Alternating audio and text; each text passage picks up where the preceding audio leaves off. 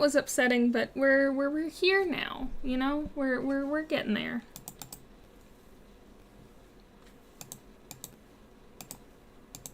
That's why I started a little early, so we could stream and see how things were going.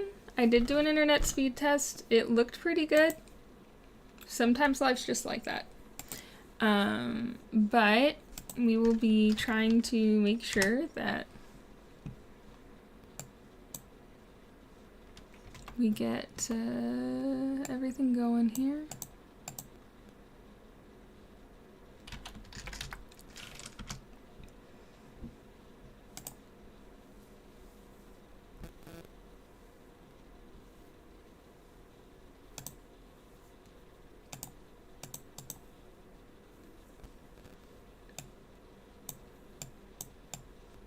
Alright, sorry about that, guys. It would not be a Fi stream if we didn't have some kind of technical difficulty, let's be real.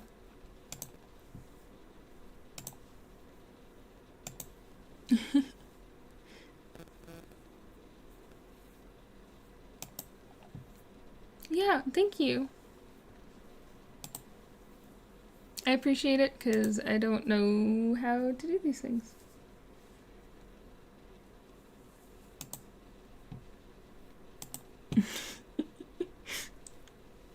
You guys are sweet as pie, by the way. Alright. Hi, Atomic! It's so good to see you. We're getting back into the swing of things. Hopefully we will have fewer issues this time.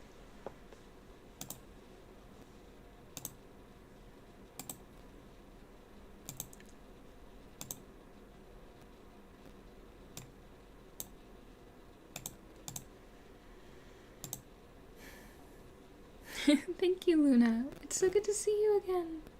Okay. Let's get Stream Beats back on.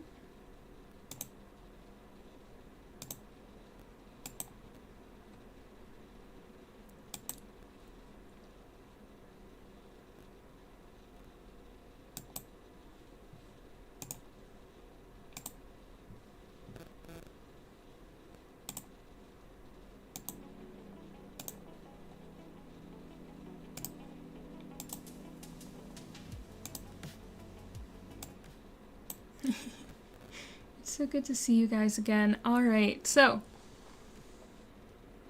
let's see. Alrighty. Excuse me while I peek the microphone. Alrighty, there we go. Oh, we're off to a wonderful start, y'all.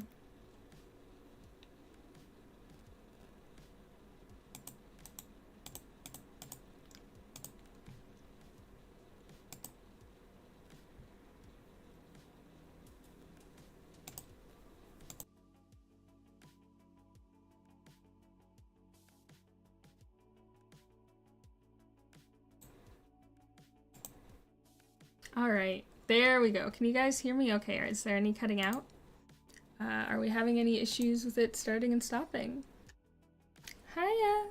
We're gonna be getting started again soon. Don't worry, I'm logging in right now. This is why we start early, so that if there are any technical difficulties, we don't miss out on SkyTime.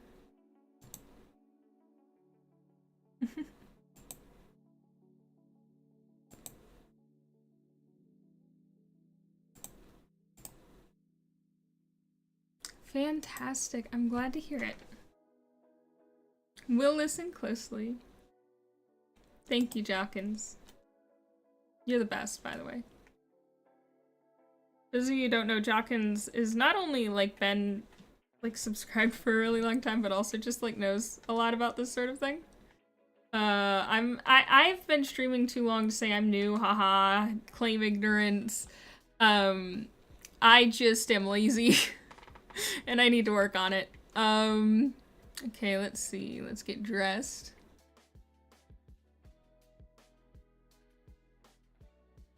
I am dead certain I have the black pants. I thought I did. I guess not. Oh, there they are. So I am probably some kind of flavor of Ace? So we might do Ace. But I'm not sure if I'm Ace. I don't know what... I don't really want to put the questioning one on, because I feel like that's a little strange. Just because, like, I don't know. Gender is an enigma. This feels like it would be in place at like a pride event. Okay, let's see. Of course, we could put the little crown on. I am royalty. Can I dye that, or does it have to be blue? It has to be blue.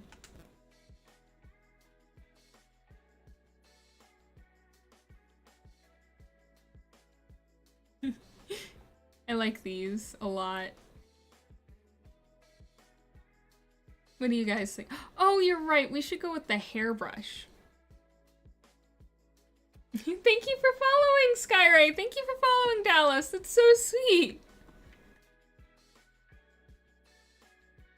And then... for what we're carrying, I feel like we should probably stick to carrying this because it's good for Bernie. But this is even better for Bernie. And of course there is this kite, which I have not gotten the chance to use, but looks like it is a krill. Oh my god, it's huge!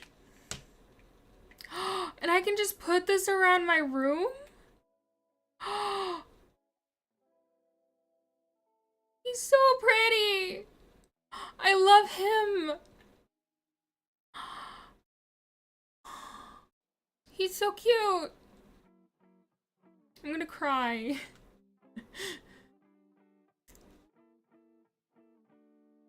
But no, we must be strong. Get the Bernie. It is the JJ. Hello. How are you, Dallas? How are you, JJ? And yeah, I heard we can dye furniture now. I don't know what furniture we can dye, but that may be something we check out. I kind of feel like, I kind of want to wear, like, the lesbian pride flag, but I don't know. Again, my ability to tell what my preferences are is about 0. Can we even make that happen? I don't think we can make that happen. We might be able to make the trans pride flag, which would be cool, but I don't think I think lesbian's a little too complex. Yeah, I don't even think we can make trans. I think we need to change the top layer to do like lesbian. But that's okay, because I think that umbrella gay is fine. Thank you. This is the Days of Color outfit from my first year, plus the Days of Color mask from last year. I'm a big fan of Days of Color. Je parle un petit peu de français. I also speak a very tiny bit of Spanish, but the only Spanish I know is ¿Dónde está la biblioteca? And, quiero morir. I like saying that one because it freaks out all the Spanish speakers.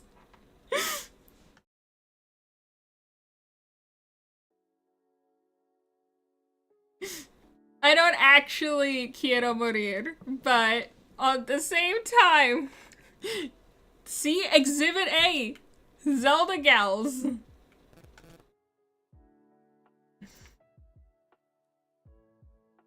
Oh my god, Lena! I am for real. I'm always for real. I'm always 100% with y'all. I've been waiting since I started playing Sky before migration for days. Oh my god, you're a moth! Hi, guys, we have a moth in TikTok chat. Dallas is a moth. Hi! Technoblade, you know ball. Yes! Days of Color was also my first event. I actually had a really interesting experience in Sky directly prior to Days of Color.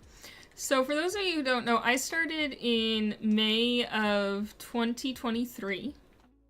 May 6th, It is actually, I passed my Skyversary without, and I forgot to do anything about it. And, what wound up happening was that, I was in a lobby with someone back in the days where home was the only lobby. And they were like, I want to introduce you to my friend Steph. And this is fake name. I want to introduce you to my friend Steph. Hi, Steph, go ahead and say hi to them. And I was like, hey, I'm Phi, they, them, preferred. And at the time that was true. I don't really have a preference these days. And they go off on this, like, tangent about, like, how that doesn't make sense and how it, like, breaks the English language and stuff. And that was, like, 2 days, like, when we had this conversation, that was, like, 2 days before Days of Color. It was the wildest conversation I've ever heard. And I was just sitting there like, I did not expect to open up a can of worms just by being like, they, them. I didn't realize that would be offensive to you. But okay. It was wild. Look, some people get offended by the wildest things. I personally have a preference to add pronouns by my name. I didn't even, like, say, if you don't use this, I'm gonna be mad at you or anything. Like, I was just like, oh, I prefer they, them. Apparently that was not okay. Oh.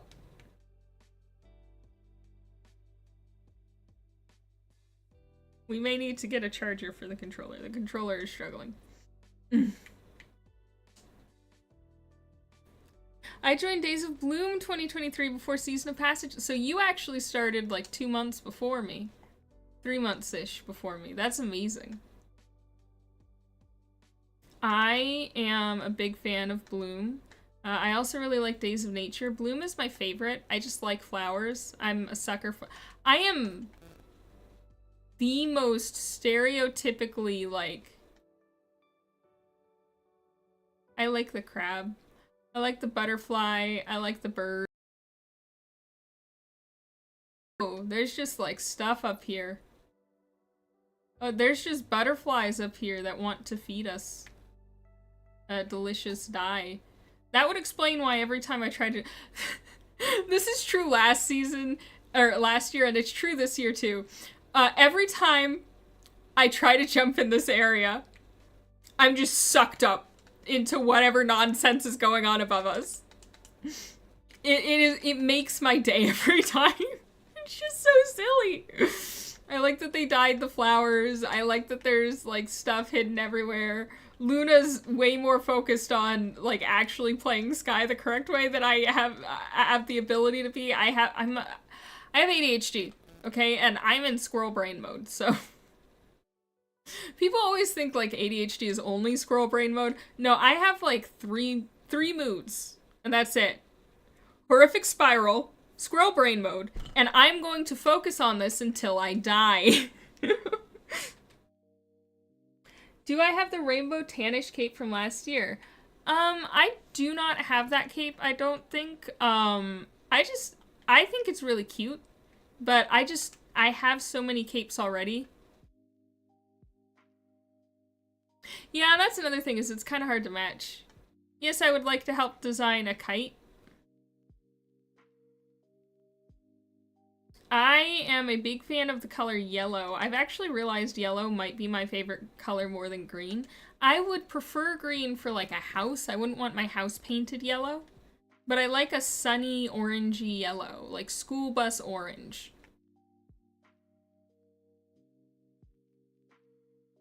I want the jellyfish.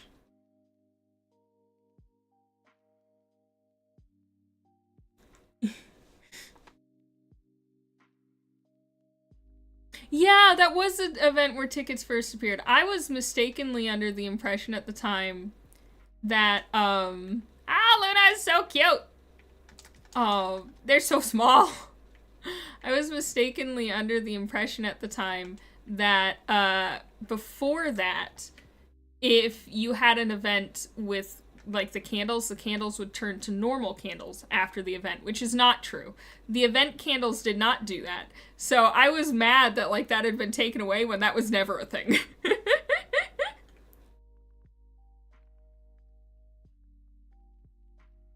Yeah, my favorite ideal color is definitely the kind of orangey yellow that I'm wearing on my head right now. I like sunshine. I like clear skies. I like sunshine. I like, it's so happy. If I could just sit in like a ray of sun forever, I would. But green is a more practical color. I also really like blue, and it kind of shifts around based on my mood, and I think that's normal and natural. I think that that's to be expected, you know? And my activity feed has popped out.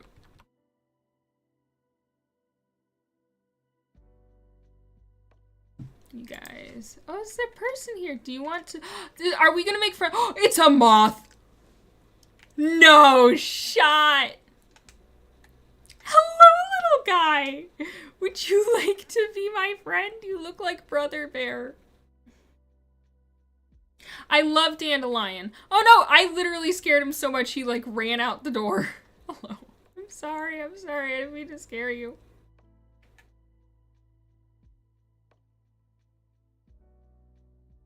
That's okay, hi! Are we buddies? Do you want to dance? You are kind the person. You are kind to the person. Fantastic. I would like to be kind. I like to think of myself as kind, but to be honest, I'm often a little judgy, and it's something I'm working on. You're so cute. Hello. Hello. Hi. I'm naming you BB. My very first friend, Brother Bear, was I met them here at the butterfly fields. And hello, H2O. I met him here at the butterfly fields at Oreo. And we're not gonna get too deep into the story because I also told it last stream. But like, I loved Brother Bear. Brother Bear was amazing and a wonderful friend to me. They were Samoan. And their nickname IRL was Phi. Because what their name was IRL. So I thought that that was really special.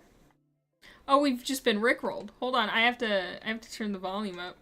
Oh no, we're leaving apparently. The moth has determined. Hello. Hi. Would you like to come? Would you like me to follow you? We're following the moth. Oh, they need help collecting spirits. Okay, yes, we can do that. Oh, no? Oh, okay. Come here. Come here, baby. They are not a hand-holding moth. They do not want to be... I'm not seeing any spirits you need, babe. Alright. Oh. Please keep your hand on mine! Come here, yeah. Perfect, perfect, perfect.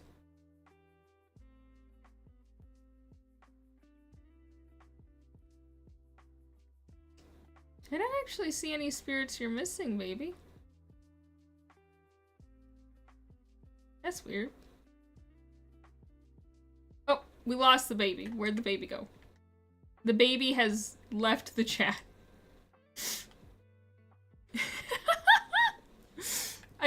I love moths. They're all incredible. Every single one is a gem. Hi, welcome in, Skymay! It's so good to see you!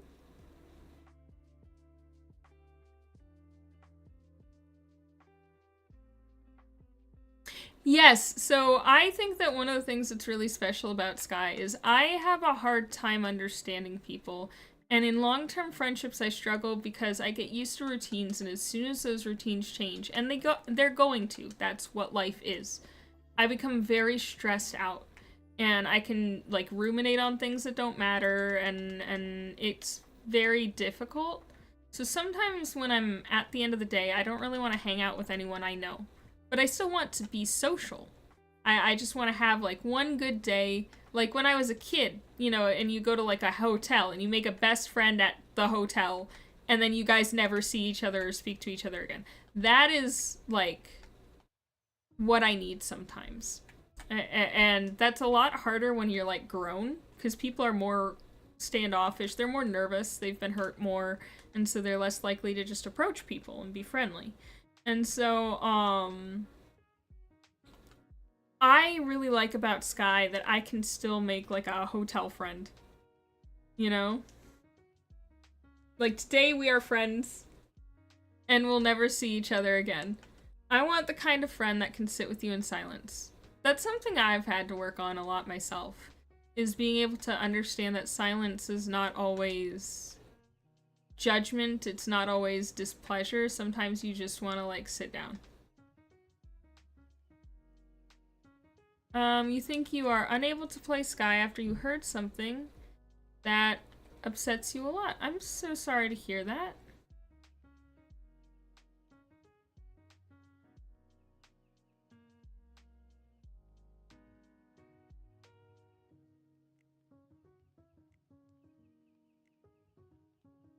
There's something really innocent about friends that you just make for a day and then you're friends and you go hang out and you don't want anything from each other. There's no expectations, there's no, you know, you just, sometimes you have like the deepest conversations when you know that you're never gonna have to worry about that person like judging you again.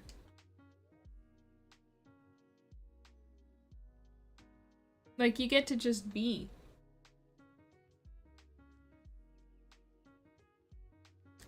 I was looking for the same experience when I first played Rust, and now I have a matching tattoo with a dear, dear friend that lives halfway across the world, and we met in person a few years ago. That's amazing. I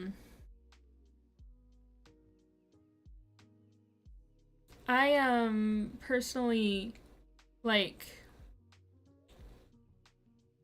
one of my friends lives in England, and we're not close really anymore. But when I was in high school, we were thick as thieves. We went through heck together. Like we were inseparable. We would roleplay in Minecraft. We'd just build like giant cities, and then we'd come up with like little stories in them. Like one of them was we were at this school for people with particularly interesting magical powers. And the twist was, of course, that Soylent Green is people. Like, we were eating students with lesser... Like, students who flunked out got turned into food to make the other students more powerful. It was very much like a teenage, like, drama horror thing. And... Hello! Hello, Percy's! Hello, guys! And so, one of the things that I thought was, you know, we would spend every day just coming up with different stories. There was one story that later I got a tattoo about because this tattoo is to pressure me into finishing a 3 or a 4-book novel series that I have written the first novel, but I need to edit it. And I haven't even touched it in like 2 years, so I really need to work on it. Those characters were super important to me, and it really got me into my love of storytelling and writing. And honestly, my videos where I'm telling the story of how I made friends with people is just because I love telling stories. I love stories. I think that like stories are the way we connect with other people. And one thing to like keep in mind when you're dealing with other people is everyone has their own stories going in their head. Those stories have rules and canon, like any fantasy story you might read, or any manhwa you might read, or, you know, any book you might read. Like, those stories have rules and canon. And if you try to talk to someone, even if they're wrong about something, but your explanations fall outside of their canon, they dismiss it, they might get aggressive. But if you understand their worldview, their canon, you can really understand how to communicate with them and how to get through to them. And you can even start to shift their perspective on things. So I just think that stories are what makes the world tick. It's what makes us understand each other. My shared tattoo reminds me of the power of friends, the price of putting yourself out there. I think that that's really important. I have made friends, and I have definitely been the villain in some friendships. I've definitely been the victim in others, and I've definitely, like, had friendships that lasted forever. I saw my friend in England 3 years ago, actually. Right before I started Sky, actually. I had this big sign. I was in, like, Piccadilly Station, in London, and I had this sign, and it goes, Siobhan, come get your Yankee. Now, I don't think that anyone needed the sign to know that I was a Yankee. For one thing, the accent. For another thing, I was the only person bouncing on their feet with a big grin on my face, waving at everyone who passed, like, looking around crazy. Like, I think that a lot of the people in London probably thought that I was, like, doing something because I was just that excited to see Siobhan. Yeah. And, it worked out. We went all around London. We went to the British Museum, and I kind of felt uncomfortable around the mummies, because I'm really big on, like, consent in death and like, respecting people's wishes when they die. And so, like, the mummies made me kind of uncomfortable, because they were actual human corpses, you know? Who did not want to be dug up and ogled at. But, I had a really good time. We went to a bookstore, right across from the British Museum, and I didn't see the sign on the outside. And, hi, Pluto! I didn't see the sign on the outside, so I'm in this bookstore, and it's like the most communist books that I have ever seen in one place. Like, I have never seen this many books on communism, and a lot of them are from, like, the time that it was first really being discussed in the public eye. A lot of them are from, like, the early 1900s. And I'm just sitting there like, oh, this is so cool. They're all so old. And they're discussing a topic that I never see discussed in the States. And this is so weird that there's so many books about Marxism and later communism, and you know, this is so interesting to me. And so I go to the guy at the counter. I'm loudly explaining all of this to my friend, that it's so interesting and so strange. And I go to the guy at the counter, and I've got some books, and I go, you know, I'm chit-chatting, I'm making small talk. I'm like, how long have you worked here? And he goes, I don't. And then he just hands us, like, our books. You know, he took our money, he hands us our books, and a free bookmark, and as we're walking out, I look at the bookmark, and it says bookmarks with an X. The Marxist bookstore, not the communist bookstore, the Marxist bookstore. And I'm like, I just sounded like a complete idiot in front of that guy, because I went to a Marxist bookstore and loudly exclaimed how interesting and strange it was that there were so many books on Marxism. It was a very interesting time. I've been told that I have interesting side quests. And, I sometimes do. Hi, Ace!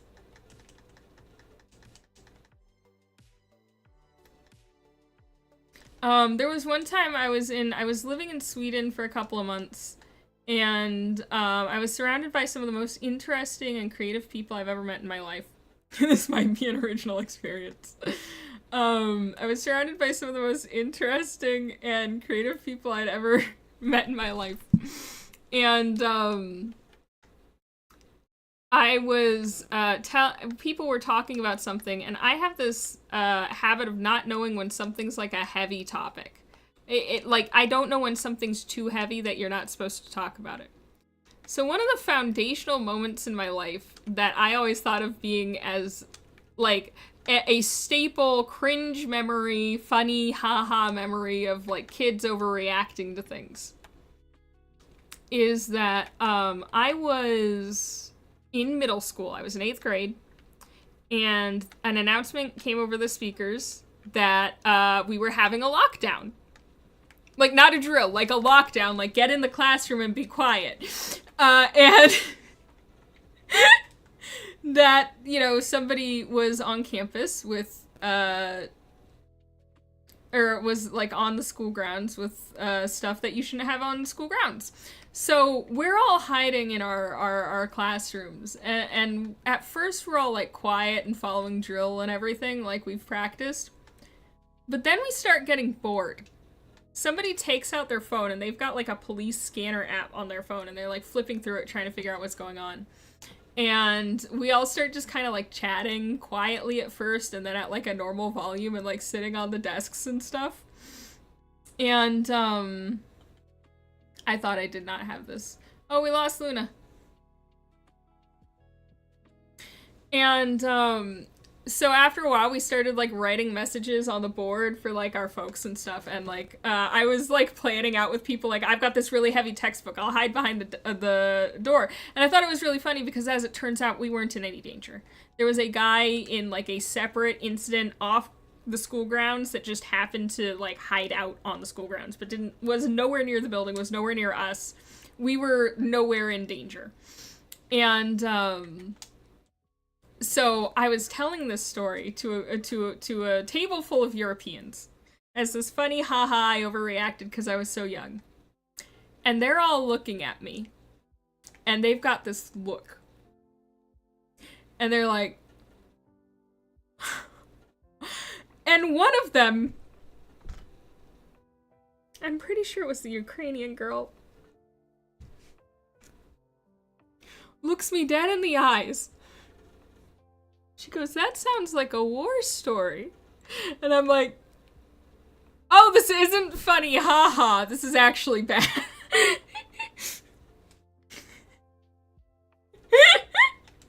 So that is like a core memory of embarrassment that I had. That's it. Okay, for me, because I survived it, I like didn't think like I didn't think it was that serious because you know, nothing actually happened, and after that it felt kind of cringe to have like, you know, written messages for people when we're fine. And like, no, we were never in any real danger. But like, every time I tell that story, I get this look of like,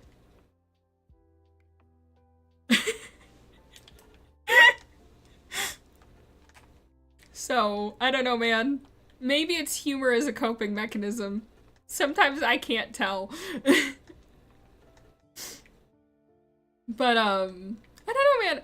I've just always had real hard time figuring out, like, after the fact whether something's funny or not. When it happens to me. Because, like, I find the story of being hit by a Subaru really funny. Because love, it's what makes a Subaru a Subaru. And the reason I'm so full of love... Literally. Oh no, my desensitization to this horrific norm is funny. Literally. Like, I was hit by a car, I was hit by a Subaru. Like a minivan. And they were coming over a hill, my sisters and I were crossing the street, ka-thunk. So, I always make the joke that, like, the reason I'm so full of love is because love is what makes a Subaru, and a Subaru hugged me, and now I have lots of love. But no, that's just kind of like where I am in life, is I don't know what's funnier to joke about or not.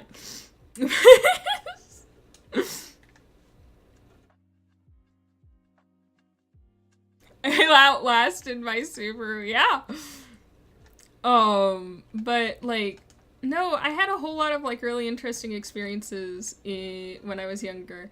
And now life's kind of gotten boring, and I think that that's good. I would like a slightly more stable life to just like chill out for a bit and have all the interesting stuff that happens be fun and not like wild stuff that just happens to you and then afterwards you're like, haha, funny, totally funny that this one time this horrible thing happened. Okay, there's a question that's been stuck in my head since I met you. Bye, says JJ. What's your question?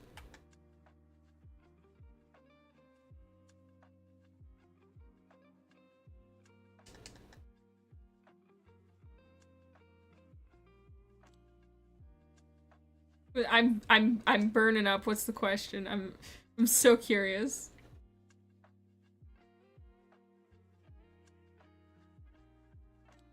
If it's why I'm always smiling, I don't know. Sometimes I smile when I'm scared or sad. It just happens. I have the hardest time not smiling. Honestly, when I'm scared, I smile harder. I'm not smiling right now because I'm scared. I'm smiling because I'm having a good time. But, like, sometimes I just can't stop smiling. It's weird.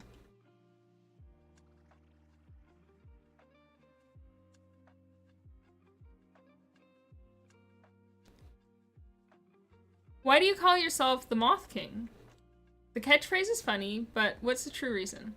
So when I first started playing Sky, I thought that a moth was someone who hadn't completed Eden yet, and that if you had completed Eden, you were no longer a moth. I was so sad that I was no longer a moth because there was so much I didn't know, and it felt like I was, like, stuck behind everyone. But I also was like, okay, I'm gonna help other people who are moths, and that way it can kind of feel like I'm still a moth, and I'm still, like, new and having fun and stuff. And, in that way, I wound up adopting, like, 300, 400 moths. I used to number them. It'd be like M1, M2, M3. I found out I'm really bad at keeping track of numbers, though, because recently I cleaned out my constellation. Which, by the way, if you're having trouble joining or anything, just let me know.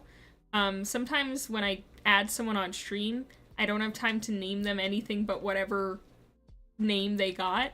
And when that happens, sometimes I accidentally clear them out. It's not any judgment of character or whether I like you or not. I'm just really dumb.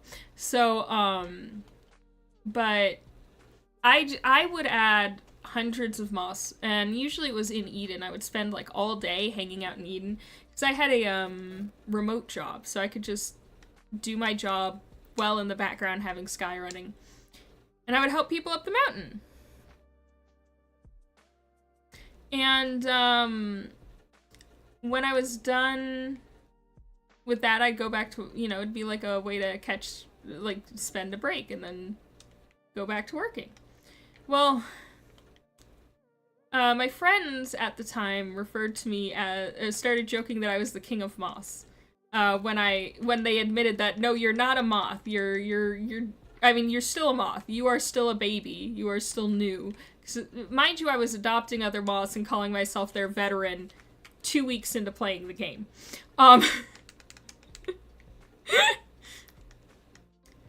I was a very adventurous moth. At one point, I joined the Sky Discord server, and I invited people to join me for a candle run. And we candle ran Daylight Prairie. And I realized I had no idea what I was doing because the tutorial I was following was, like, incomplete. And we took 45 minutes to run Daylight Prairie. They were all so nice to me, though. Oh, I forgot there's stuff above us, too.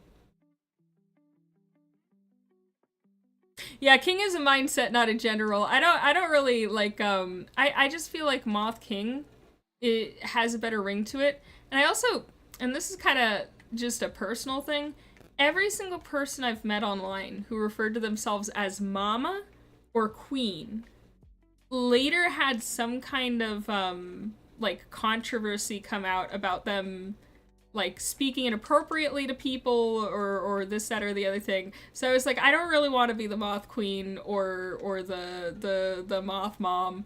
I want to be the Moth King. And that's worked out for me so far. Also, I am kind of, like, gender fluid-ish, I guess. And I like more gender neutral terms, and for some reason Moth King just feels more natural. Welcome in.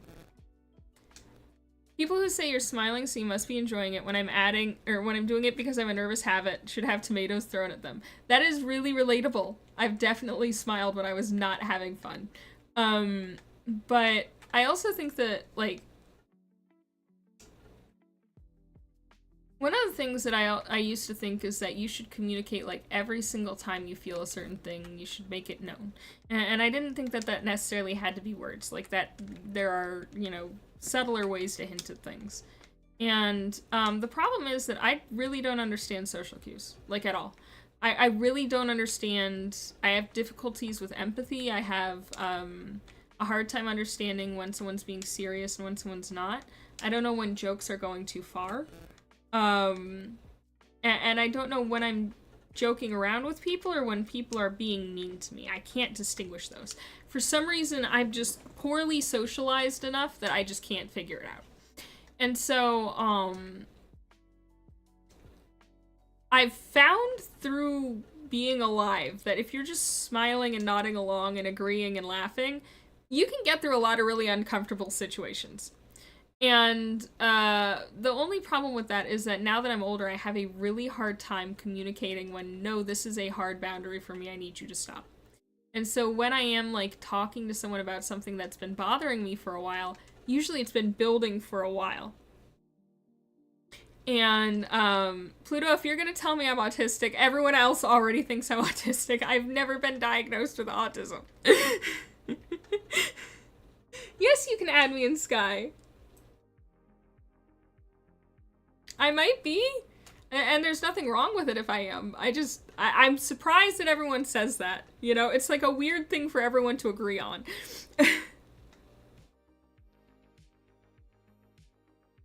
Yeah, no, I've always been too afraid to kill the vibe is the problem. And I've learned now that, like, that is not the thing you should be afraid of.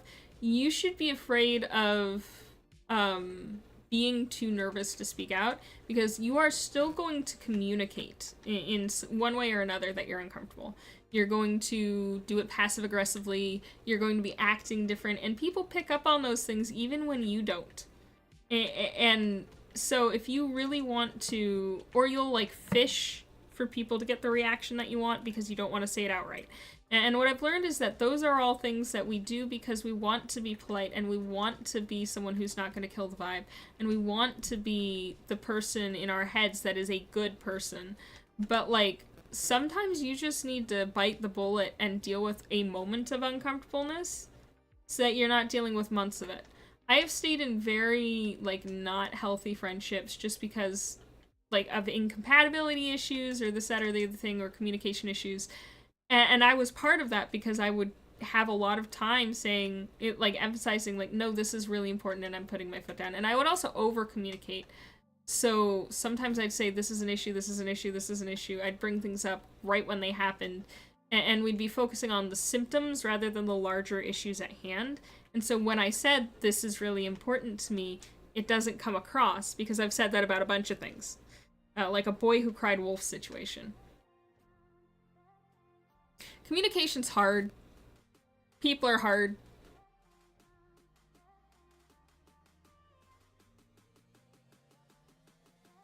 I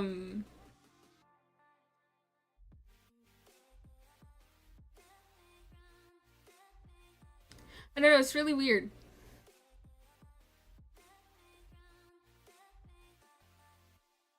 I just got the eagle-eyed stare during confrontationism, and I like it. I like that version, too. I've found, personally, that more recently, I started getting treated for ADHD. And that's been very interesting to me for a variety of reasons, but one of the things that I noticed is that it is way harder for me to act, quote-unquote, normal and keep up, like, social stuff while my medication is in effect than it is when I'm not medicated. For some reason, I just turn into the, like, hyper-focused on one thing, don't care about anything else, therefore not going to talk about anything else or focus on you. And if you interrupt me, I'm going to be slightly irritable about it. Like, that just is who I am on medication. And it's so weird because it's such a change. Hello, Moonlight.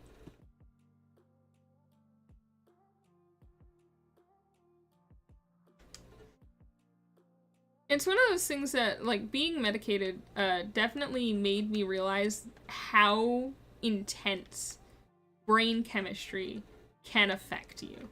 It also made me realize a lot of things about, like, the body that I never thought were true. I used to be really judgmental when I was younger. I grew up in a family where just about everyone had issues of one flavor or another.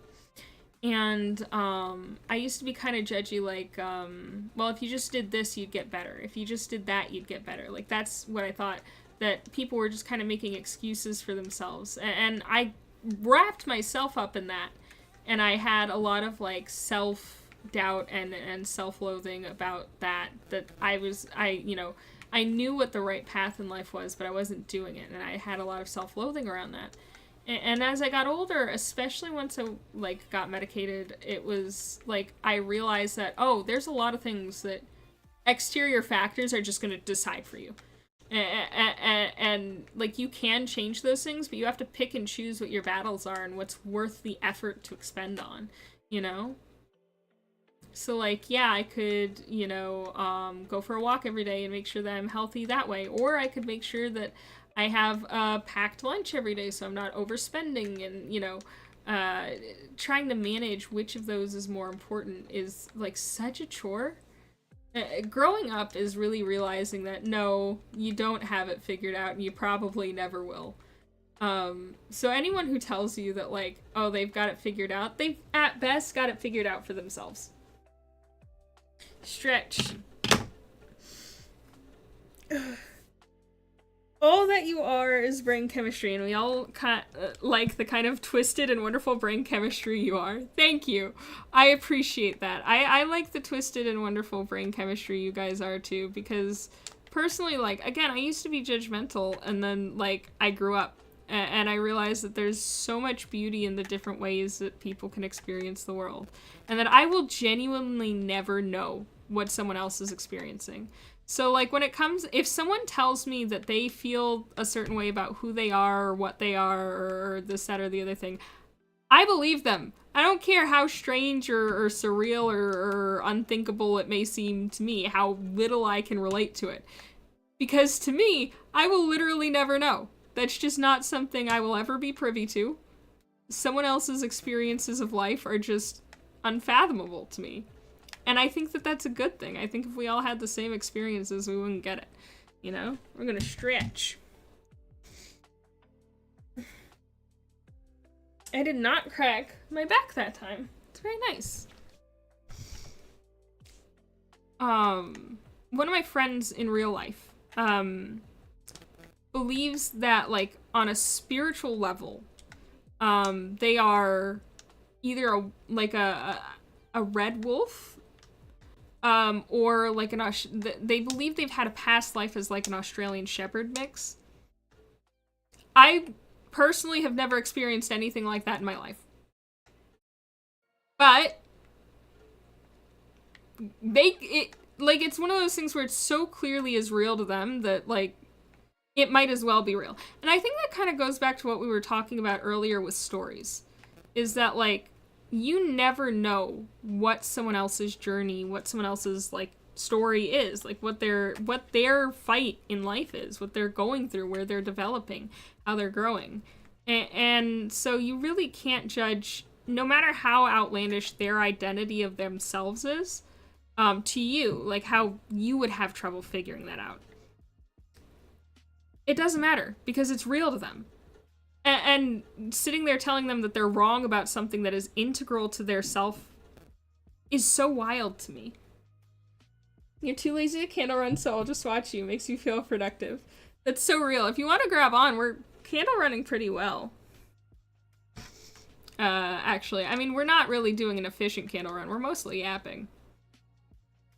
But I think that meeting that person was, like, kind of also a brain-altering thing for me. Like, yeah, I will never understand some things on a personal level, but that doesn't mean I can't respect them.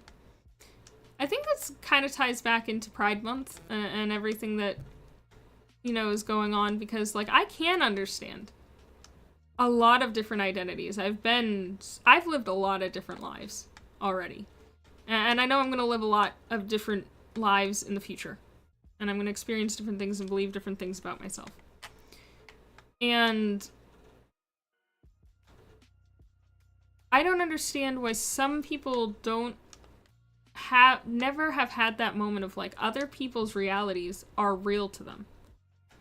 And if it doesn't affect you, why would you ever make a fuss about it? if it's hurting nobody and it makes them happy and it's who they are, who are you to question how they experience the world? To tell them that they're not experiencing something, or that even if they are, it's because there's something wrong with them. If they experience joy through their identity, I've never understood why people can't get that. As someone who's queer myself, maybe I'm biased.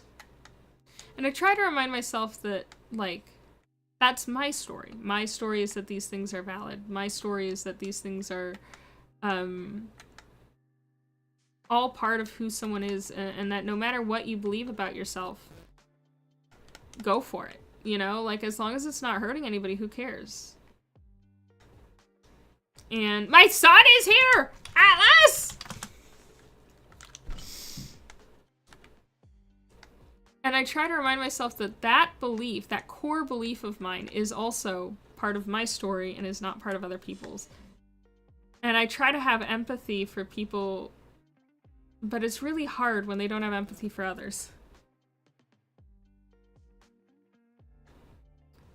It's something I have to remind myself that when I'm engaging with people who really, really don't believe that, like, because I live in the Deep South, when I'm engaging with people who really have these biases against, like, the community, I have to remind myself that their story, that they have, like, the foundation of their belief about who they are as a person, who everyone they know is as a person, is founded on some beliefs that are harmful to me and to people like me.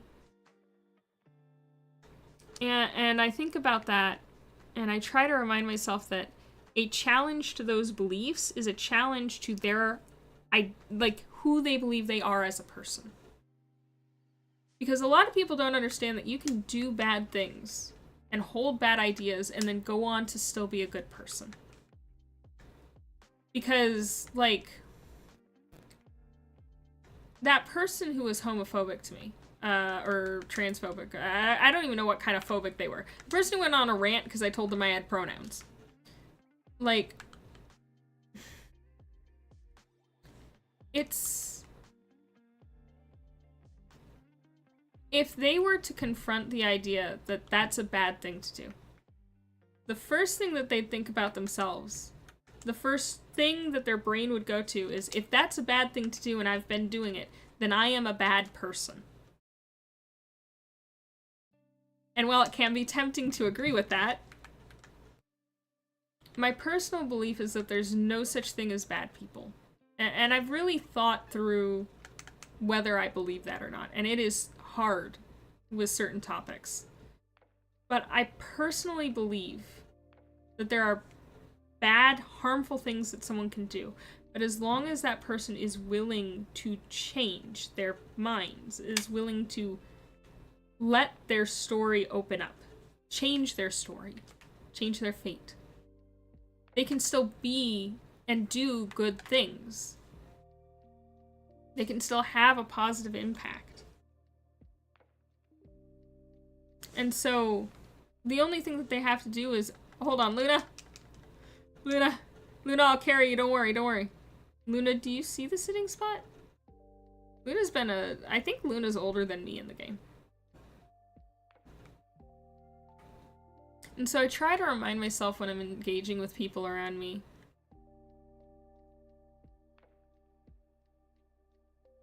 These things might be new to them. And they have that knee-jerk reaction of, you're a bad person if you tell me this is a bad thing. Because if this is a bad thing, then that means I'm a bad person.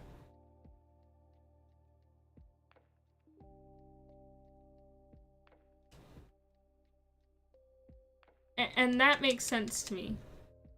That you wouldn't want to be a bad person, but I don't think that there are bad people as long as you're willing to learn and change. Oh, my battery just ran out on my controller. We will be right back. Revisiting that topic in a second.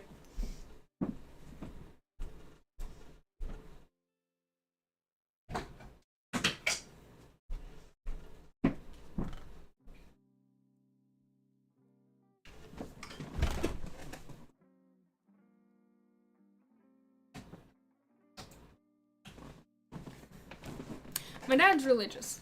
I'm not. I don't get it. I'm kind of a scientific person.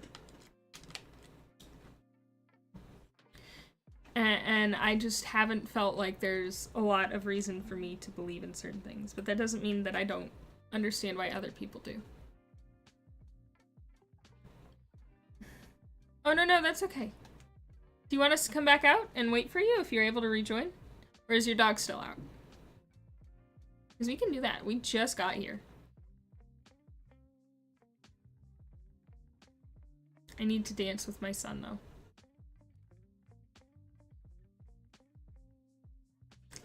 Congratulations, we're doing trials. This is my son.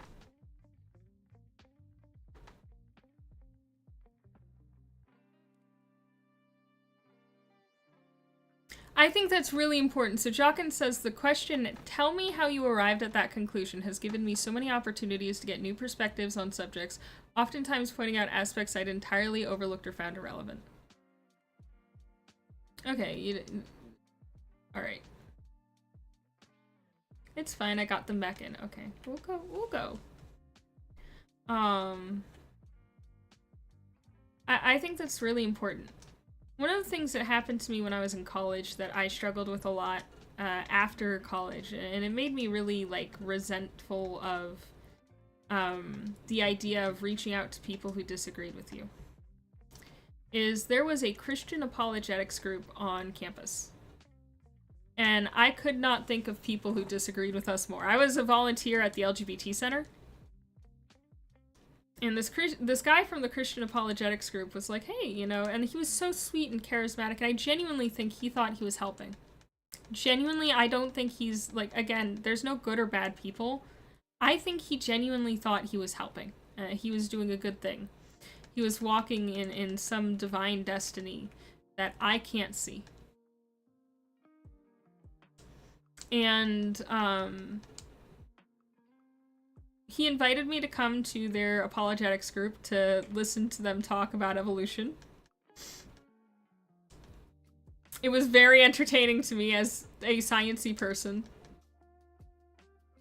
There were factual mistakes, but there was also a lot of things that were, you know, decent arguments, or maybe not decent arguments, but, you know, I could see why people would feel that way. Like, it is insane that out of the entire universe, we managed to get ourselves on this tiny little ball in the perfect habitable zone, and we got to live, you know?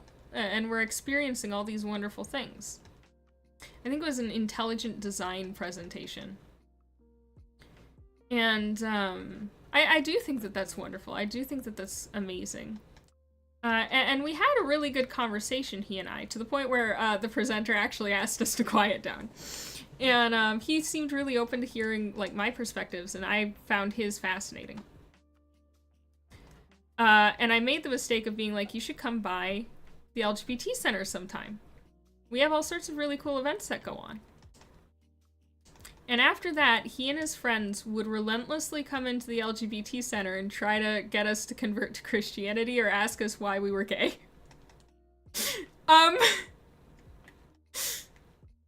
Oopsies!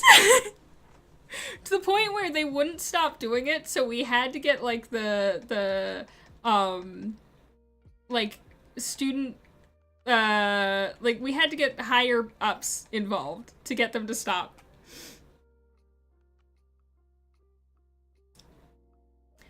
And I remember feeling so guilty because I felt responsible. Because I was the one who was like, you should swing by the LGBT Center sometime. Because we'd had a conversation where it felt like we were having this open dialogue and learning a lot about each other.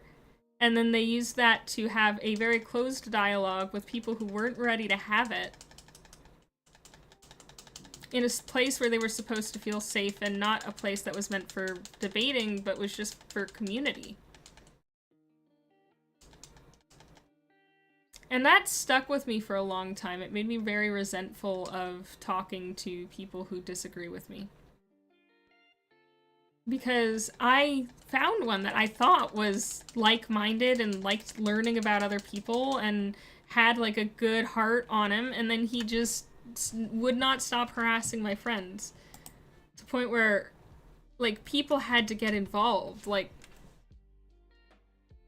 and I felt so guilty about it. And it made me, that guilt made me resentful of people who reminded me of it.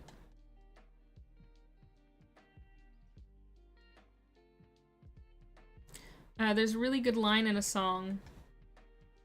And it's, I regret the things I did, and I resent what reminds me.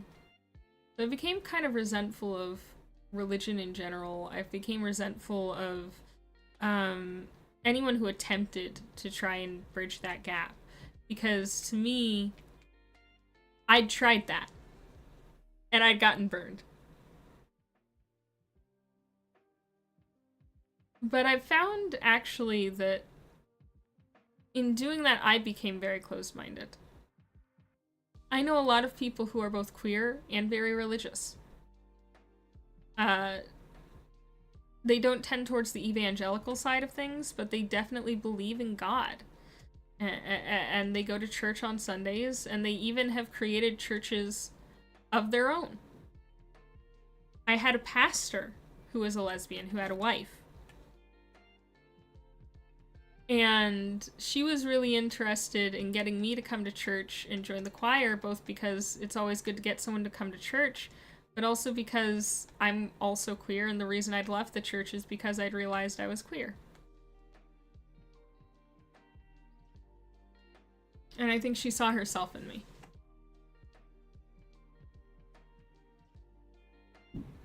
And through all of that, I realized that I'm not mad at that guy from Christian Apologetics. I really am not. I used to be. I wish I could talk to him again and see how he's changed.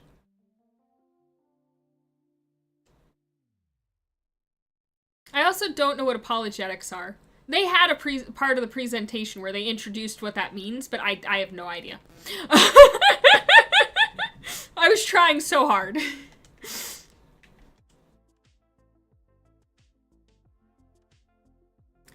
I have no idea what an apologetics group is. I really don't. There's some kind of, like, evangelical wing.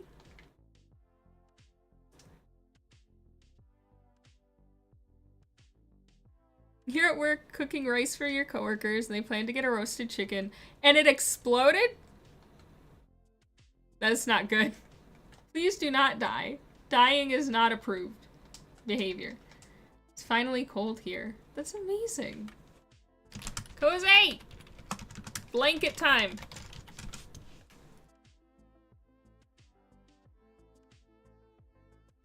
I used to pride myself on kind of being the acceptable gay.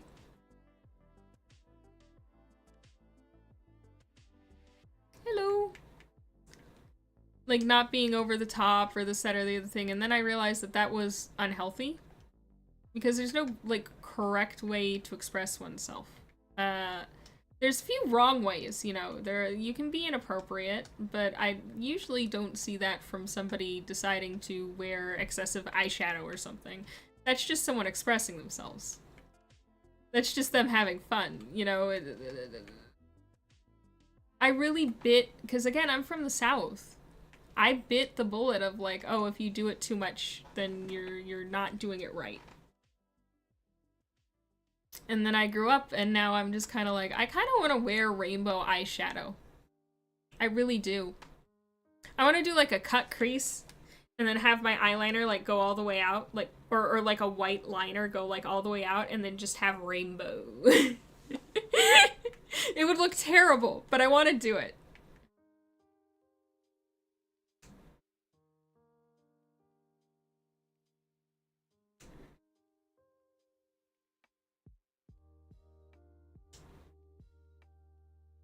Oh, hold on.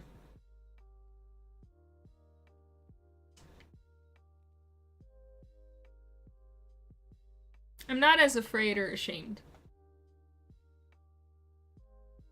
I'm also more secure in how I identify, which, to be fair, I identify as question marks, like, going off the screen. You almost electrocuted yourself. Okay. That's not good. Please do not electrocute yourselves. Actually, one of the most dangerous things for electronics hobbyists is the, I think it's like a magnetron on a microwave, apparently. I've never used one. I'm not an electronics hobbyist, but there's this one guy I watch. He's insane. I love him. His name is StyroPyro. And he does the most insane stuff. He loves lasers. I think that's really where he started off, is he really likes lasers.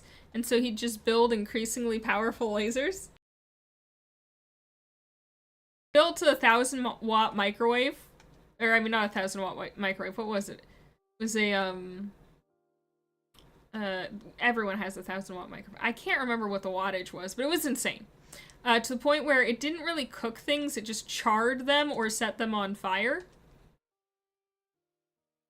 My identity is Wouldn't You Like to Know Weather Boy. Fully agree. That is also my identity. My identity is Wouldn't I Like to Know Weather Boy. Once burned myself with a clothing iron. I once burned myself with ravioli on my 8th birthday because I really wanted ravioli, but then one fell on my arm, and it gave me a 2nd-degree burn.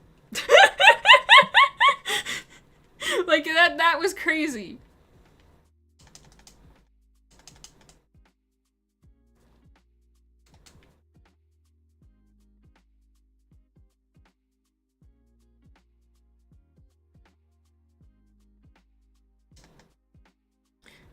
I saw him live in San Francisco during Open Sauce. You saw Ravioli live?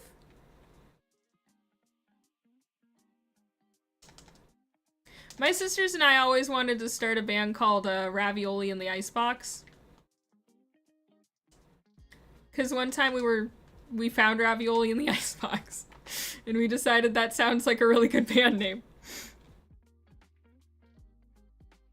Coworkers don't let you watch the stream in peace. I'm sorry, Shay Shay. If I ever do start making music, I'm gonna my handle is gonna be Ravioli in the Icebox.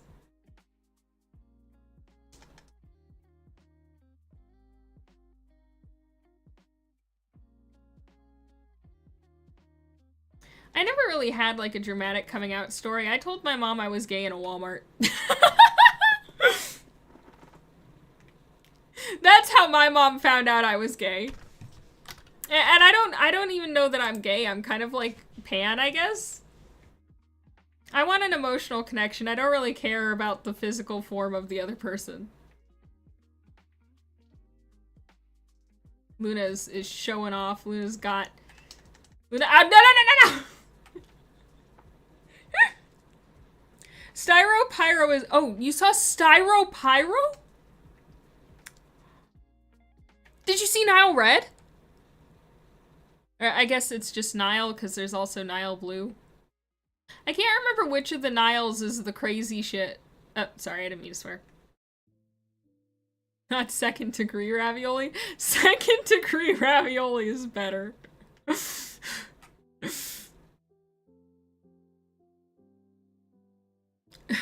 One time my job coach asked me if I was female while I was filling out a form, and I said, last time I checked, yeah, and she laughed.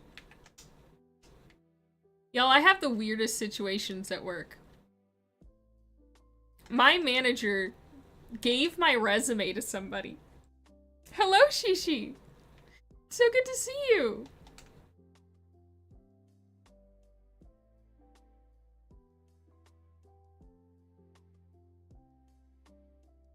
Wow, we've been going for a while. Nile Red is insane. Did you see the video where they wired 100 car batteries in parallel and just saw what they could blow up with it?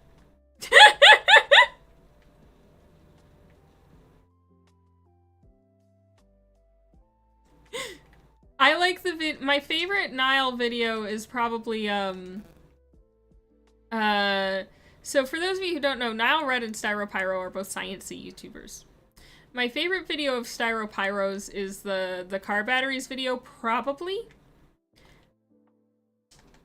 But it might be the macrowave.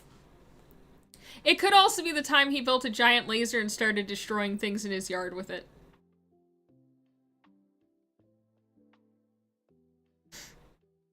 And,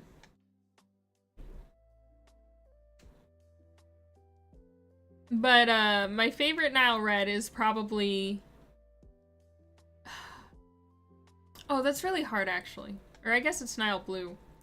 I am, personally a fan of the time he absolutely destroyed, like, really expensive coffee beans trying to make coffee from scratch. I do like the, time he turned... What was it? Paint thinner into cherry cola.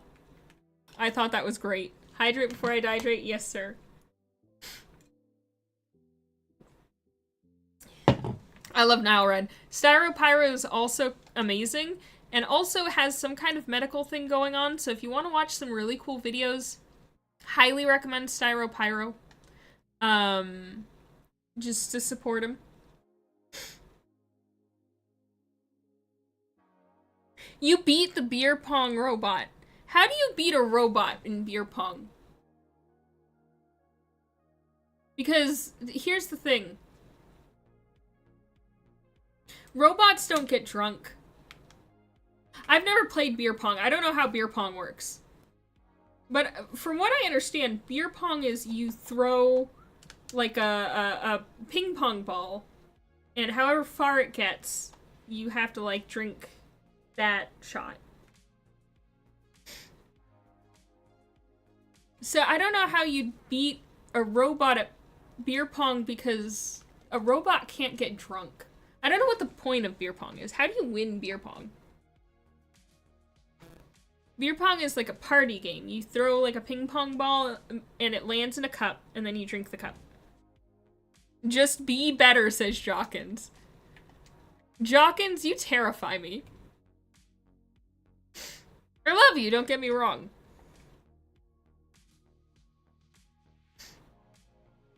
But you're scary.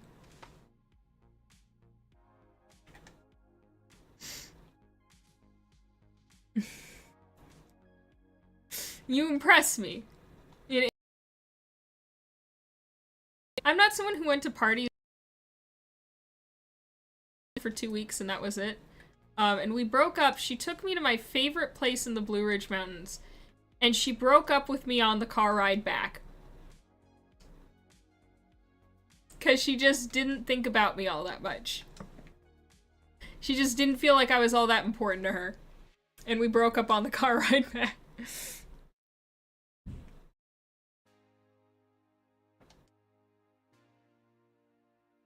Losers drink all their okay, so the point is to drink as little as possible in beer pong.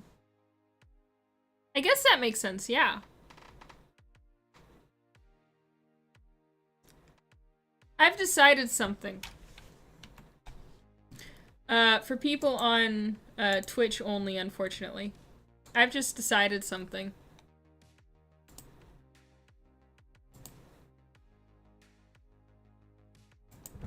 Hold on.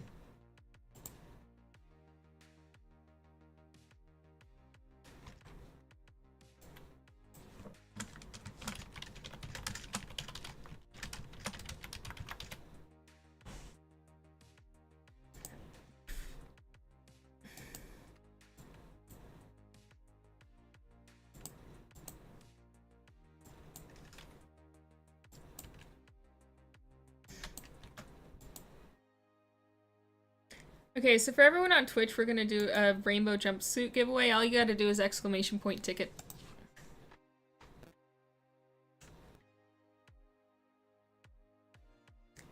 I love the thumbs up.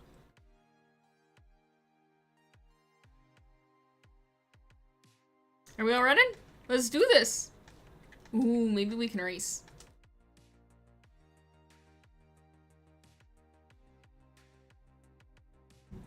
Whoa. Hey, nobody's even there. If you guys would like to go to Twitch to participate in the giveaway, it is Moth King Phi. It's always Moth King Phi. Wherever I am, I'm Moth King Phi. I just hang out. I'm Moth King Phi.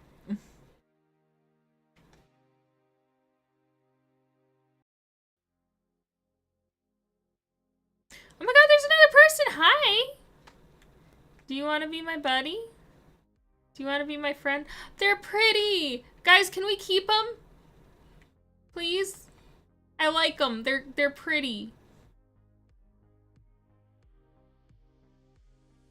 Hello? Would you like to be friends?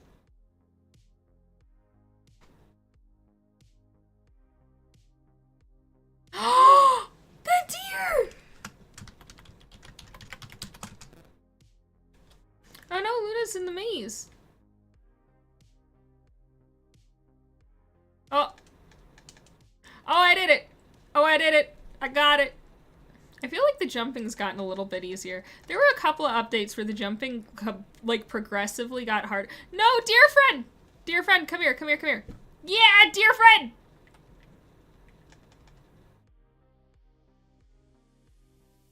But I think jumping's actually been easier the last couple of updates. I know that they did a couple of, like, updates to the flying mechanics to make things easier for new moths and such. Okay, Luna, where are you? Luna, we're coming.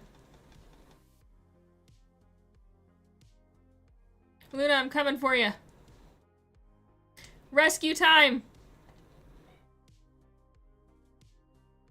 Whoa.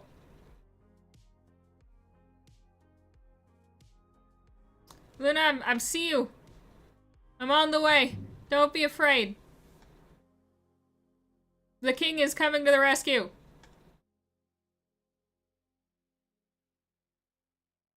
I can't jump over this. Oh. Whoa. Whoa. Okay, maybe the king is not. The king may be stuck.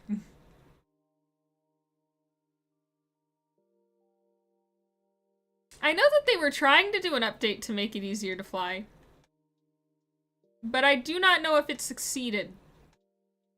The jumping seems easier.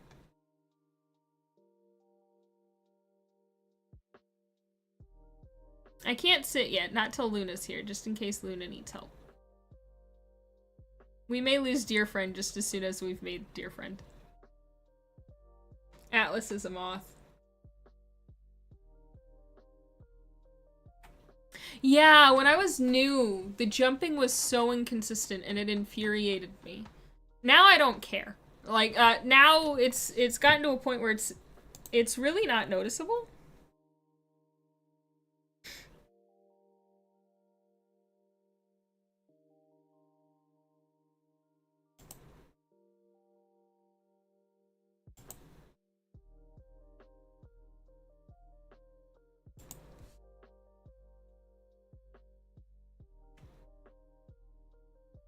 Okay, I might sit. Yeah, they're so cute! They're so friendly! Look at them! They're new! They're so sweet. We gotta adopt them, right? They're just so cute. Oh, they've left. They're leaving.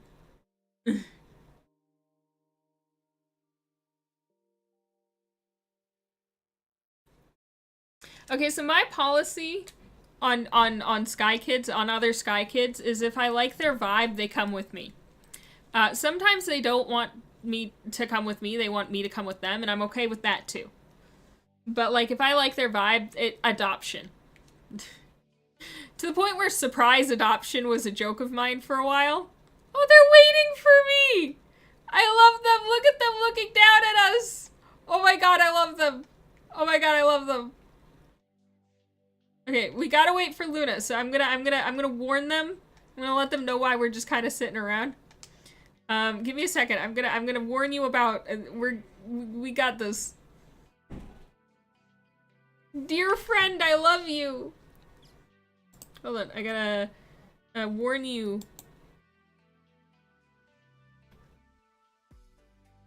Whoa. We have to unlock 2 things before we can hug someone now? But I love hugging people. We have to unlock 3 things before we hug someone. Horrifying. Oh my god, it's like, I'm like 12 candles in already. I'm new to the game. Where's that place? It's an Isle. Laura's, if you want to join, you are welcome to join us. All you gotta do is send me your code in DMs. And I will happily have you on the crew. Okay. Hello! My friend Luna is on the way.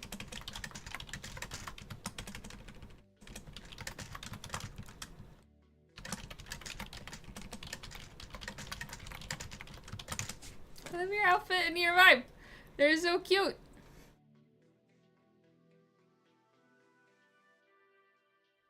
Hello!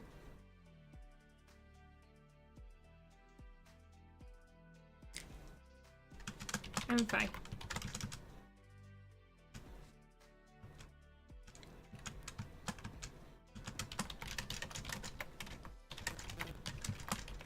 You're feeling. That's a beautiful name. I love that name.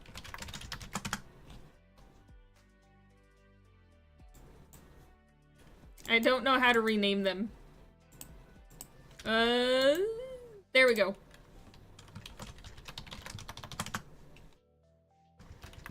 Where's Luna? Is Luna okay? Is Luna dead? Luna might be dead. Luna's here! Luna!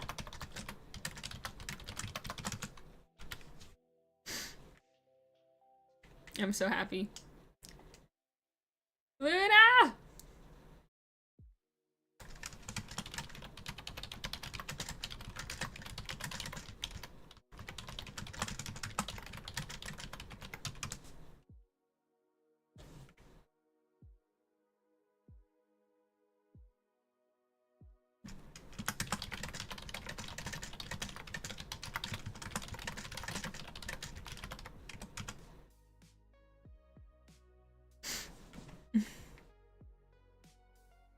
My Sky Son's able to drive!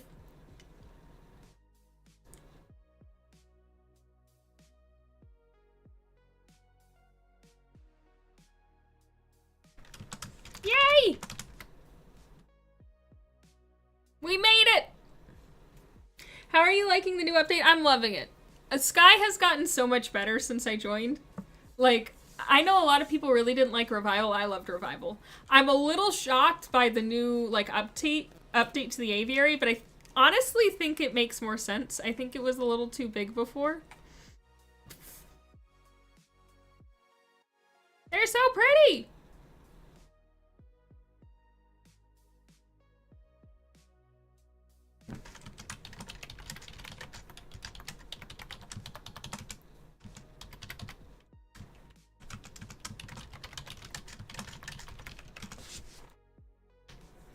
You refuse to accept the new aviary?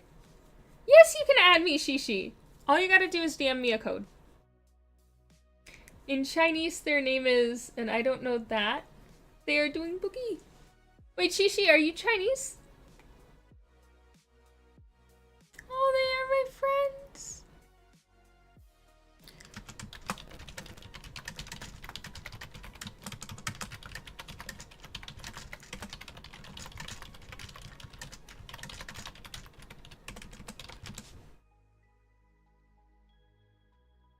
You have some Chinese blood, but you are not mainland. Are you Taiwan? I know Taiwan and China are separate, but I've never heard someone refer to it as mainland who wasn't from Taiwan. Or didn't. Anyway. Ooh!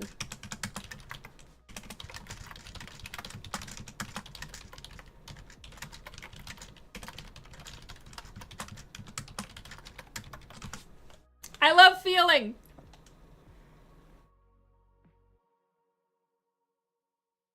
I have a friend who's Chinese from, I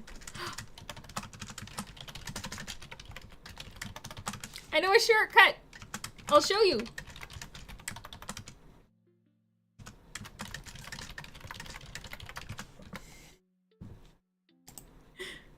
Wait, I need to pack everyone. Okay, thanks, me. No problem, feeling. Oh, their name is so cute. I do not speak Chinese. However, I call one of my friends Jeje, or not, it's like Jie, but I can't pronounce it correctly. And the reason for that is that Jie is like, it's like older sister, and they call me Mei Mei. Mei Mei apparently means younger sister.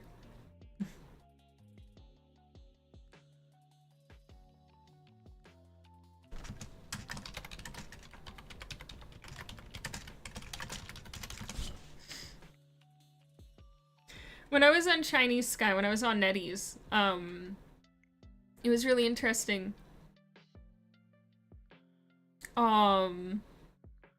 Because there's no built-in translator on NetEase Sky. You have to speak Chinese, and everyone there speaks Chinese. When I was on NetEase Sky, everyone treated me like I was like like the most fascinating thing they'd ever met, because a lot of them had never met a foreigner, like on the internet, like at all.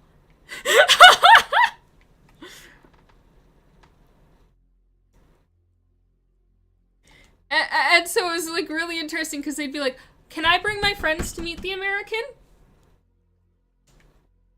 No, it's J-I-E. J-I-E.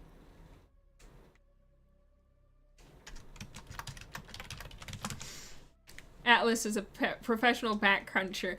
When I was a kid, my mom would ask me to walk around on her back to, like, because when her back hurt, she'd ask me to walk around on it. But then I got too big, and I remember being really sad when she stopped asking me to do that, because I really enjoyed doing it. It was just so silly.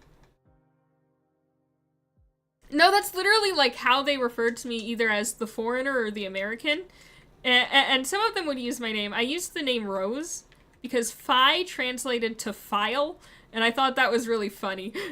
Like, the translator I was using would say, "My name is File," instead of saying, "My name is Phi." So I just called myself Rose. I miss my Chinese friends on Sky. I need to... I accidentally undownloaded it, and I need a verification code from, like, a Chinese phone number, which someone had generously lent me. And I just never was able to get back into it.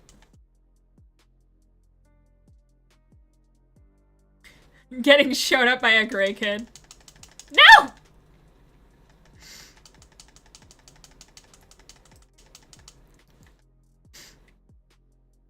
The gray kid did it like it was nothing. First jump.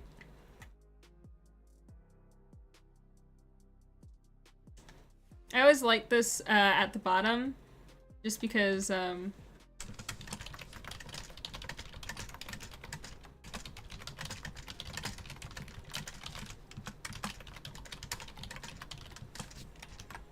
did I get on NetEase Sky? So I don't know that I'm allowed to explain that. Like, I think that might be against US.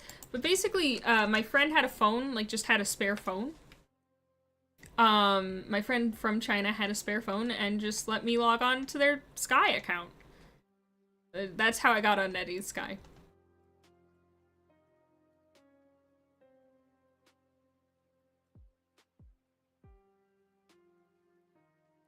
I'm always, I kind of understand though, because like I'm always amazed when like someone from the Chinese server comes over, because I remember one of the early interactions I had was I was with somebody who was from the Chinese server, and they go, "Am I on the outside?"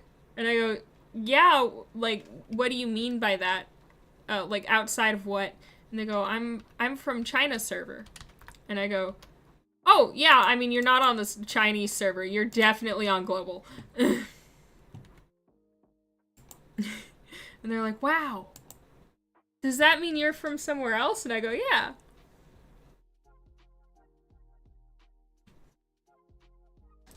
And we talked for a bit. You can always tell if someone's from, like, well, you can't always tell, but a lot of the time you can tell if a player is from China or Korea or Japan. Because the exclamation point they use is different. Especially, like, usually it's Japanese players. The exclamation point is just, like, larger and has more spacing around it. I had a really hard time formatting my posts on, RedNote, because, Chinese doesn't have spaces between the words. So I never knew when it was okay to make a new line. Because, like, there were no spaces. I didn't know where to put the new line without breaking up a word in half or something.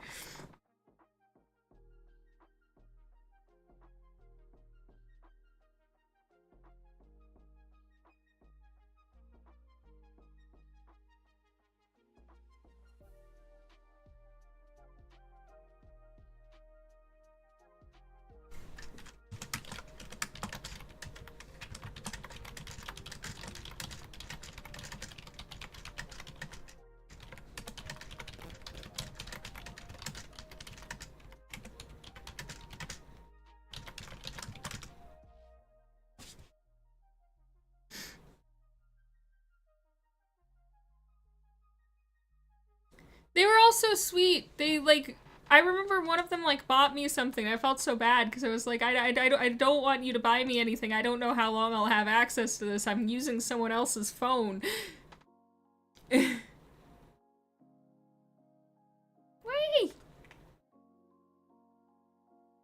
Shiny. Elena! Oh my gosh, hi! How are you, Elena? For those of you who don't know, Elena is an absolutely fantastic individual. She has the cutest dog. She has the cutest streams and plays the coziest games. So if you guys would not mind, it's Elena's Cool Critters Club. And for people on TikTok, Elena's Cool Critters Club is on TikTok, and she streams there too. And you can get her to pet her dog. So welcome in, Raiders. Please, TikTok or Twitch, follow me in following Elena's Cool Critters Club.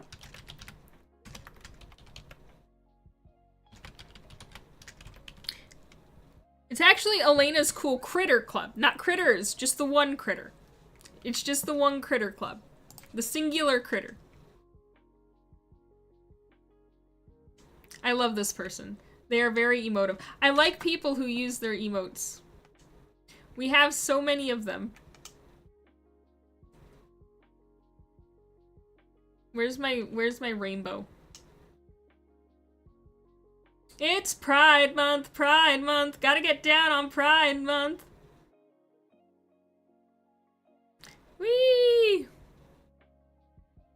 Elena just streamed on TikTok earlier, actually, yeah. Hello, Day.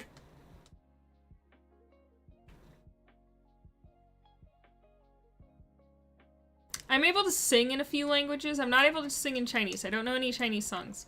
I know a Japanese song, but I haven't heard it in a while, so I'd probably butcher it. Actually, I know 2 Japanese songs. I know a French song. I know several French songs. My dad refers to himself as a Francophile, which is somebody who really likes France. Not in like a weird way. They just really like France. And so, he's really interested in French everything. And, one of the very first things he ever taught me when I was learning French was a very creative way to swear at someone. And so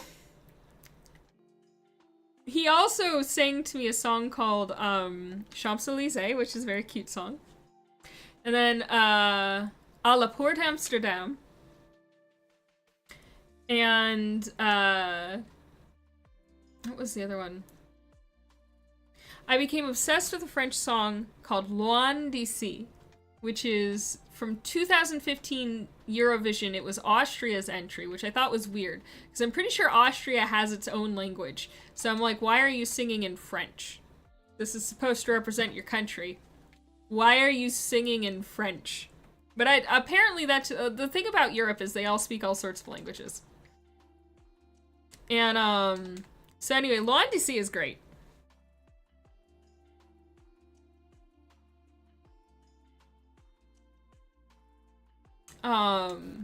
It's Et quand tu chantes, oui moi je chante aussi. Quand tu t'élances, je suis. Et quand tu voles, oui moi je vole aussi. Dans un pays loin d'ici, à la recherche du paradis, Vous avez loin d'ici, on chante, on chante. Uh-oh. Spaghetti. Oh yeah, which one was it? Frère Jacques? I don't think Frère Jacques is really a lullaby. It's literally telling you to get up. Frère Jacques, dormez-vous, dormez-vous. Sonnez le matin, ding ding dong, ding ding dong. Which translates roughly to, are you sleeping? Are you sleeping? Brother Jacques. Morning bells are ringing. Morning bells are ringing. Ding dang dong. Ding dang dong.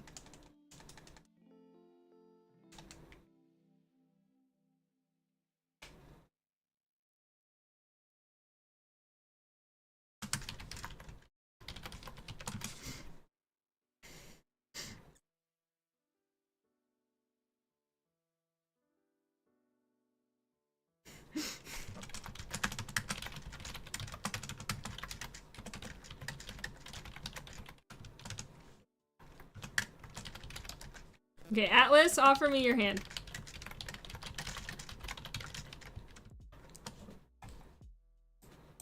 They made it! Yes!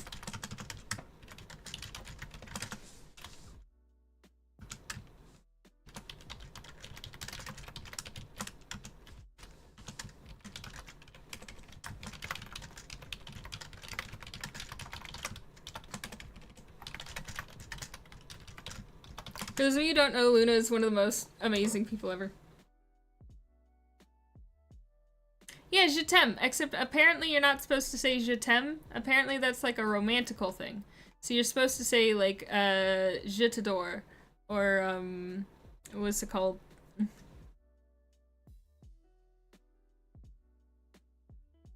The reason I don't default to je t'adore is,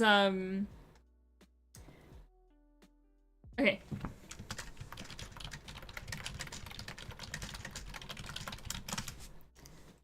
For me, the only song I know that says je t'adore is je t'adore, ah, ah, ah, je suis en amour, je t'adore.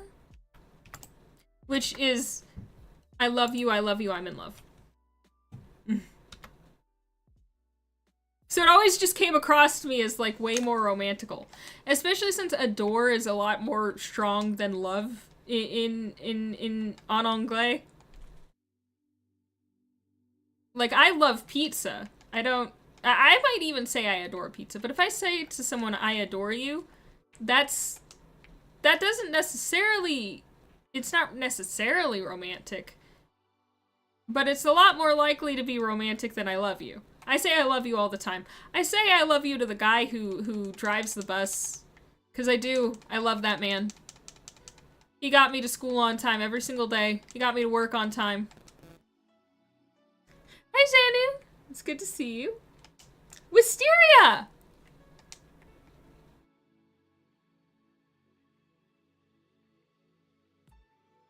Callie, you're here! Oh my god, Ari is here! Everyone's here. We're all on the party train. The French Sky server is so sweet. They've been so sweet to me. They seem to think that I do know French, which is not true. I've actually considered making a video because one time I was at work and I was bored.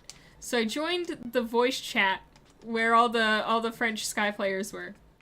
And for a while, nobody noticed I was there. Somebody got off and it was quiet for a while. And then someone goes, "C'est fille! Enchanté!" And then everyone joins a chorus of Enchanté, Enchanté, Enchanté. So I type in Enchanté, which means nice to meet you. And then it was quiet. They start talking for a bit, and their intonation, like, they're doing that thing where it's like talking,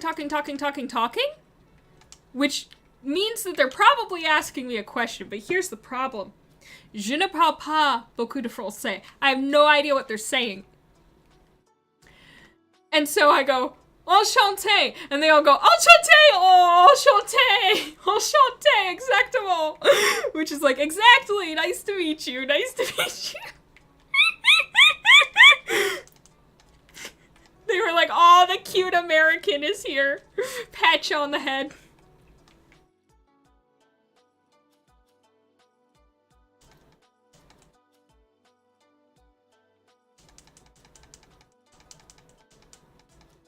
It was very sweet.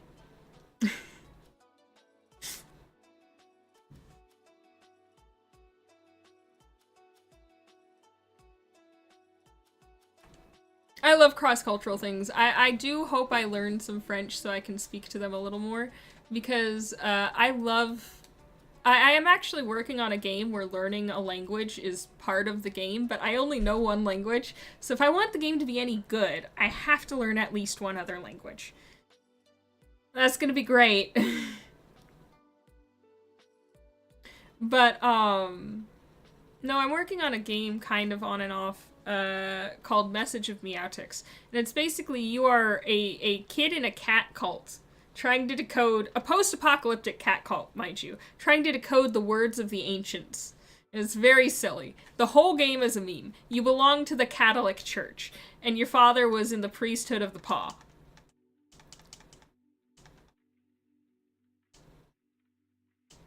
I would love to hear how you got in the French server. However, I must warn you all, it is nearing the time that I must turn into a pumpkin. So while you have been a fantastic audience, TikTok, I will see you soon. And then for Twitch, get ready, because we are about to raid. Oh, I forgot there's... we're walking. We're walking, y'all. I remember if you flew too eagerly into Hermit Valley once, you'd have to walk back during the cutscene.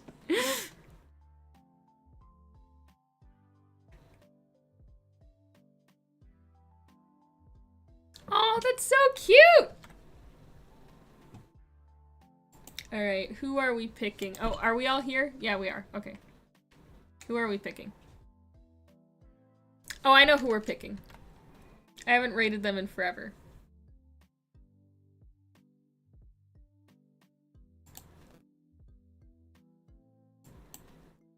And now, it's time for the moment you've all been waiting for. 1, 2, 3. Ready? Time to raid a stream! TikTok, this is the awkward after raid moment. It's nice to meet y'all. How are you guys? How are you, TikTok? How are you feeling? What's your vibe? How's your night? What's your plans?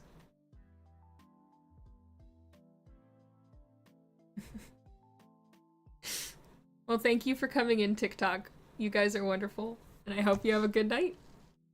Farewell.